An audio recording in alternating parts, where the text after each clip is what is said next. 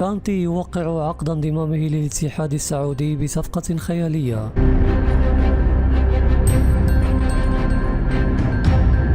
أكد فابريزيو رومانو الصحفي الشهير في سوق الانتقالات بشبكة سكاي سبورت حسم نادي الاتحاد السعودي صفقة النجم الفرنسي أنغولو كانتي لاعب وسط تشيلسي الإنجليزي ليكون إحدى الصفقات القوية لفريق الاتحاد السعودي بعد التعاقد مع الفرنسي كريم بنزيما قائد ريال مدريد.